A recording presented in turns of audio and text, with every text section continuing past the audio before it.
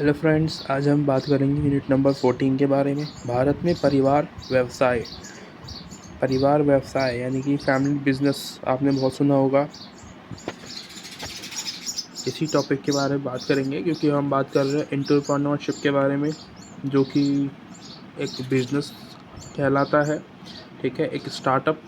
तो जो family business है वो भी एक स्टार्टअप ही तो होता है हाँ? जिसमें कि फैमिली के सभी लोग कार्यरत होते हैं, उसमें काम करते हैं, है ना, फैमिली बिजनेस के अंदर। तो इसी के बारे में हम पढ़ेंगे। सबसे पहला टॉपिक है हमारा इसकी अवधारणा। तो अवधारणा आप देख लोगे, खुद देख लेना आप। ठीक है, तो वही बता रहा है ना कि फैमिली बिजनेस में जितने भी लोग काम कर रहे होते हैं फैमिली के अंदर, वो सभी फैमिली बिजनेस के अंदर आते हैं। ठीक है, मतलब जो परिवार होता है वो एक ग्रुप होता है, और ग्रुप के सभी सदस्य परिवार के बिजनेस में एक दूसरे का हाथ बटाते हैं। तो ये है इसके अंदर। उसके अलावा थोड़ा नीचे चलेंगे तो यहाँ पे एक टॉपिक है, ये देखो आप, फैमिली बिजनेस की परिभाषा दे रखी है। ठीक है, परिभाषा में आपको यहाँ देखना है, इस बॉक्स के अंदर बॉक्स दिख रहा है ना, स्वामित्व प्रबंधक केंद्रीय परिभाषा। तो अलग अलग विद्वानों ने अलग अलग परिभाषा दी हुई है। तो ये बैरी कह रहे हैं कि ऐसा उद्यम जो अमल में एक ही परिवार के सदस्यों द्वारा नियंत्रित किया जाता है पारिवारिक व्यवसाय के रूप में जाना जाता है। ठीक है, इसका मतलब है यानी कि वो व्यवसाय या फिर वो स्टार्टअप, वो इंटरप्राइजेस जो कि एक ही परिवार के सदस्य द्वारा किया जाता है। ठीक है, उसको हम बोलते हैं फैमिली बिजनेस। उसके अलावा सेकंड हमारे हैं डेविड और टैगी उरी। वो कह रहे हैं कि ऐसा व्यवसाय जिसमें दो या अधिक बड़े परिवार के सदस्य व्यवसाय की दिशा को प्रभावित करते हैं। तो ये इनका मानना है कि दो परिवार, वो जो बैरी है वो एक परिवार के बारे में बात कर रहे हैं, एक परिवार के सदस्य, और ये कह रहे हैं कि दो परिवार। ठीक है, दो परिवार से इनका मतलब है जैसे कि एक दादा के दो बच्चे होते हैं ना, तो दोनों अलग अलग परिवार है ना। तो वो दोनों अलग अलग परिवार हैं, तो वो अलग अलग गिने जाएंगे। इनका मतलब ये है। ठीक है, यानी कि चाचा और आपके फादर, ऐसे इस तरीके से जो दो फैमिली होगी वो उनका परिवार का बिजनेस जो कि आपके दादाजी ने स्टार्ट किया होगा कभी, तो वो। ठीक है, तो इस तरीके की ये जो है परिभाषा देते हैं अपना इसके बारे में। ठीक है, 3-4 और है, ये देख लेना आप। सारी याद करने की ज़रूरत नहीं होती है। ठीक है, कुछ याद कर लो और जो कि आपको आसान लग रहा हो और एग्ज़ाम में आप लिख पाओ जिसको। ठीक है, ऐसा नहीं है कि एक चक्कर में आप पूरा अपना जो है सिलेबस ख़राब कर लो। भारत में पारिवारिक व्यवसाय के मालिक द्वारा इसे किसी वारिस को हस्तांतरित कर दिया जाता है। भारत में पारिवारिक व्यवसाय की प्रमुख विशेषताएं और लक्ष्य। ठीक है, लक्ष्य पढ़ रहा हूँ, लक्षण। ठीक है, तो व्यवसाय यानी कि एक तरीके से हम कैरेक्टरिस्टिक बोलते हैं विशेषताओं को, या गोल्स हैं उसके बारे में। सबसे पहला है हमारा स्वामित्व ऑनरशिप। यानी कि जो फैमिली बिजनेस होता है उसकी एक खासियत होती है कि वो फैमिली के दो या उससे ज़्यादा लोगों के द्वारा चलाया जाता है ना। यानी कि दादाजी हैं, आपके दादाजी है और फादर हैं, उनके भाई हैं छोटे, उनके बड़े भाई भी हो सकते हैं, तो सबके द्वारा वो चलाया जाता है, इन तीनों के द्वारा, है ना। तो ये हो गया, दो हो गए। उसके अलावा सेकंड टॉपिक है आता है हमारा सदस्यता।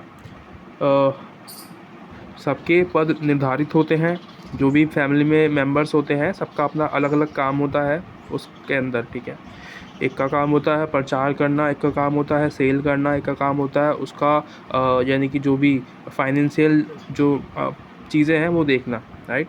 सबके अलग अलग काम दिए जाते हैं सबको। उसके अलावा उत्तराधिकारी योजना,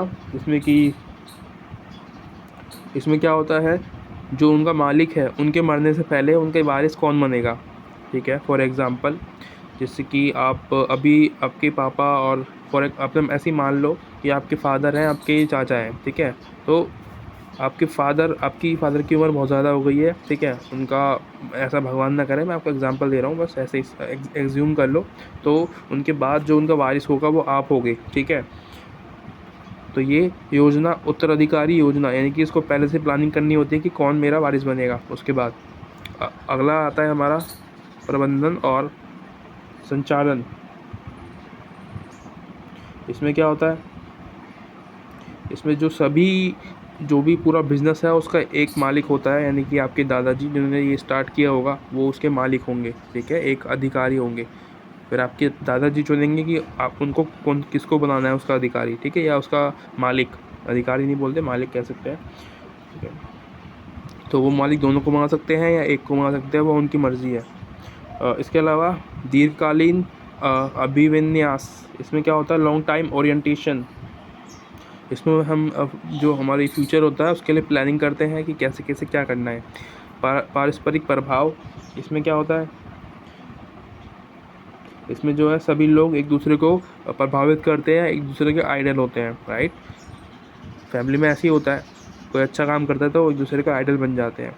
सांस्कृतिक मूल्यों में निहित, ये तो इसमें कल्चरल जो है चीज़ें एम्बेड होती है, और ये जाति के आधार पर व्यवसाय किया जाता है हमारे देश में, ठीक है। तो ये गलत चीज़ है, जाति के आधार पर नहीं होना चाहिए। केंद्रित संरचना, तो केंद्रित संरचना यानी कि इसका स्ट्रक्चर कैसा होता है उसके बारे में। इसके अलावा थोड़ा और आगे चलेंगे तो यहाँ पे एक टॉपिक और है, पारिवारिक व्यवसाय के प्रकार। तो यहाँ कुछ टाइप्स देखेंगे आप इसके बारे में। तो सबसे पहला प्रकार होता है परिवार के स्वामित्व वाले व्यवसाय, यानी कि फैमिली ओन बिजनेस। इसमें कि क्या होता है, बिजनेस का मालिक एक होता है लेकिन उसके अंदर स्वामित्व सबका होता है, ठीक है, यानी कि ऑनरशिप सबकी होती है, सबको पैसा मिलता है उसमें, ठीक है, यानी कि कुछ परसेंट सबको मिलता है। उसके अलावा सेकंड टॉपिक आता है पारिवारिक स्वामित्व और प्रबंधित व्यवसाय। इसमें क्या होता है, family on and manage business. जो भी होता है उसमें पूरा यानी कि फैमिली बिजनेस में एक व्यक्ति ऐसा होता है जो कि पूरा एक्टिव रहता है पूरा काम में, पर लास्ट जो निर्णय होता है, यानी किसी मतलब क्या होता है, बिजनेस में कुछ निर्णय लेने होते हैं ना, कुछ डिसीजंस लेने होते हैं बहुत ज़्यादा कठिन, उसके लिए पूरी फैमिली साथ में आके उसको निर्णय को लेती है। उसको बोलते हैं पारिवारिक स्वामित्व प्रबंधित व्यवसाय। इसके अलावा तीसरा आता है हमारा पारिवारिक स्वामित्व नेतृत्व वाला व्यवसाय। भले ही कंपनी को एक सदस्य चला रहा हो, परंतु लीडिंग जो है वो पूरी फैमिली कर रही है उसे, ठीक है, पूरी फैमिली लीडिंग कर रही होती है। एक चला रहा है कोई बात नहीं, पर लीडिंग करती है पूरी फैमिली, ठीक है, आगे बढ़ के हाथ बटाती है एक दूसरे का, लीड करना, ठीक है। तो उनको अगर गलती कर रहा है, जैसे कि नया बच्चा होता है कभी कभी फैमिली में, तो वो बिज़नेस के लिए जाता है, उसके लिए उसको दिक्कतें आती हैं, तो पूरी फैमिली उसका लीड करती है, उसको साथ देती है। आगे आएंगे तो ये सिद्धांत लिखे हुए हैं इसके अंदर, यहाँ पे आप खुद पढ़ लेना इसको, तो ये मैं नहीं बताने वाला।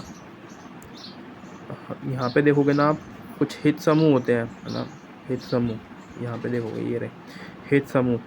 परिवार के जब हम बिज़नेस की बात कर रहे होते हैं तो कुछ हित समूह की ज़रूरत पड़ती है आपको फैमिली बिजनेस में। जैसे कि पहला आप देख रहे हो गैर पारिवारिक, है ना, गैर पारिवारिक यानी कि जो आपकी फैमिली में नहीं है। कौन, वो लोग जिन्होंने आपकी स्टार्टअप के लिए कुछ पैसे दिए होंगे शायद, है ना, जो मेंबरशिप रखते हैं वो आपकी फैमिली के नहीं है फिर भी, क्योंकि उन्होंने आपको स्टार्टअप के लिए पैसे दिए होंगे कभी ना कभी, आपकी फैमिली में किसी को, या जिसने स्टार्ट किया है बिज़नेस उसने, ठीक है। तो ये कुछ कंपनियां होती हैं जो कि हिस्सेदारी रखती है आपके बिज़नेस में, जितना भी प्रॉफिट होता है उसका कुछ परसेंट, जैसे कि अगर 20% उन्होंने हेल्प की होगी तो 20% जाता है उनके पास, ठीक है, हर महीने। परिवार के मालिक, तो ये जो वो होते हैं जो कि परिवार के सदस्य होते हैं और परिवार के मालिक होते हैं, ठीक है, कंपनी के मालिक होते हैं। गैर पारिवारिक स्वामी कर्मचारी, ये वो लोग होते हैं जो कि काम करते हैं, ठीक है, कर्मचारी जो होते हैं। परिवार के सदस्य ये वो लोग होते हैं जो कि सदस्य तो हैं परिवार के, लेकिन उनका बिजनेस में कोई भी रोल नहीं है, यानी कि उनका कोई भी परसेंटेज नहीं है उसमें बिजनेस में, है ना, उनको कोई लाभ नहीं होता उस बिज़नेस से, यानी कि सिर्फ वो परिवार है। अगर आप हर किसी को छोड़ना अपनी फैमिली उस बिज़नेस में घुसेड़ दोगे, बेशक वो फैमिली का है लेकिन वो एक अलग व्यक्ति होगा, राइट। जैसे कि आपका मामा का लड़का होगा तो आपकी फैमिली बिजनेस है, तो आप आपके मामा के लड़के को छोड़ना पैसा देने जाओगे, क्यों, है ना, क्योंकि मेहनत तो आप कर रहे हो। इसके अलावा पारिवारिक कर्मचारी, फैमिली एम्प्लॉई, तो इसमें क्या होता है, फैमिली के जो सदस्य होते हैं उसमें कुछ लोग काम कर रहे हैं, ठीक है, वो सिर्फ काम करने के लिए होते हैं, उनका कोई भी उसमें हक नहीं होता है उस बिज़नेस के अंदर, ठीक है, वो सिर्फ एक कर्मचारी की तरह काम करते हैं। गैर पारिवारिक कर्मचारी ये ऊपर भी पढ़ के आए हैं ना, गैर पारिवारिक स्वामी कर्मचारी, और ये गैर पारिवारिक जो स्वामी कर्मचारी वही होता है, यानी कि जो एम्प्लॉय होता है, राइट। ये हो गया हमारा। आगे चलेंगे थोड़ा सा और कुछ और देखते हैं, इसमें कुछ है मिलेगा अच्छा सा कुछ। तो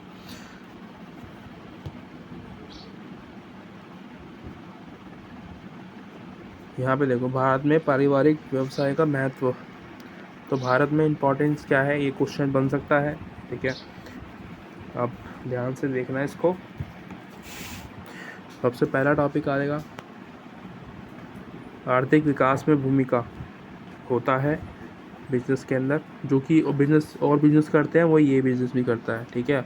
औद्योगिकरण में भूमिका होती है, उद्यमिता में विकास में भूमिका होती है, ठीक है, यानी कि एंटरप्रेन्योरशिप की विकास होता है, सामाजिक विकास में भूमिका रखता है, व्यवसाय विकास में भूमिका रखता है। भारत में पारिवारिक सुझाव व्यवसाय की कुछ चुनौतियाँ भी होती हैं, जैसे कि प्रतिस्पर्धा, लाभ के लिए नवाचार, ठीक है, यानी कि लाभ कमाने के लिए कुछ इनोवेशंस करने पड़ते हैं, समिति पर प्रतिभा और स्किल की कमी हो सकती है कभी कभी, राइट। स्किल की कमी मतलब क्योंकि फैमिली में पता नहीं है ना उसका क्या इंटरेस्ट है, क्या पता उसका बिजनेस में ना हो तो उसका जो स्किल होगी वो कुछ और होगी, ठीक है। तो ये चीज़ें कभी कभी दिक्कतें पैदा कर देती हैं। उत्तराधिकारी योजना का अभाव, यानी कि प्लानिंग नहीं कर पाते हैं, ठीक है। औद्योगिकी की ज़रूरतें, नीड्स टेक्नोलॉजी नहीं हो पाती है, ठीक है, कभी कभी वो यूज़ नहीं कर पाते, पुराने ज़माने की टेक्निक्स का यूज़ करते हैं। और इसके अंदर है सहोदर प्रतिद्वंद्विता, सिबलिंग राइवलरी बहुत ज़्यादा होती है, आपने देखा होगा, यानी कि भाई भाई में लड़ाई हो गई बिजनेस के लिए। आंतरिक टकराव, इंटरनल कॉन्फ्लिक्ट, ठीक है, आपस में लड़ाई हो जाती है। पक्षपातपूर्ण निर्णय लेना, ठीक है, यानी कि किसी एक के पक्ष में निर्णय लिया जाता है, फैमिली बिजनेस में बहुत ज़्यादा देखा जाता है ये सब चीज़ें। व्यवसाय के साथ बहुत बड़ी अधिक भावनात्मक जुड़ाव हो जाता है किसी को, ठीक है। तो इमोशंस के चक्कर में वो कंपनी डूब जाती है। अस्पष्ट भूमिकाएं, जिम्मेदारियां, यानी कि जो भूमिकाएं हैं, जो किसी को काम करना है वो स्पष्ट नहीं होता कि क्या करना है किसी को, ठीक है, रूल्स जो होते हैं वो नहीं हो पाते। लेक ऑफ प्रोफेशनलिज्म, व्यवसाय की कमी, ठीक है, व्यावसायिकता की कमी, यानी कि प्रोफेशनलिज्म की कमी होती है। सीमित वित्त, पैसे कम होते हैं, तो ये सारी चीज़ें होती हैं। आप कुछ एग्जांपल्स यहाँ देखोगे, मॉडल्स, इनको रोल मॉडल के नाम से भी जाना जाता है, यानी कि टाटा ग्रुप्स। तो ये एक फैमिली बिजनेस था, ठीक है। टीवीएस जो समूह है वो आदित्य बिरला ग्रुप या समूह, ठीक है। इसके अलावा गोदरेज एक बड़ी कंपनी है, रिलायंस बड़ी कंपनी है, आपने फैमिली का देखा है, ये फैमिली की कंपनी है, ठीक है। तो संघर्ष पैदा भी हो जाते हैं कभी कभी, ये संघर्ष लिखे होंगे यहाँ पे। इसके अलावा इस चैप्टर में और कुछ था नहीं वैसे, ठीक है। Thank you so much for watching. अच्छा लगा हो तो लाइक सब्सक्राइब कर देना। बाय।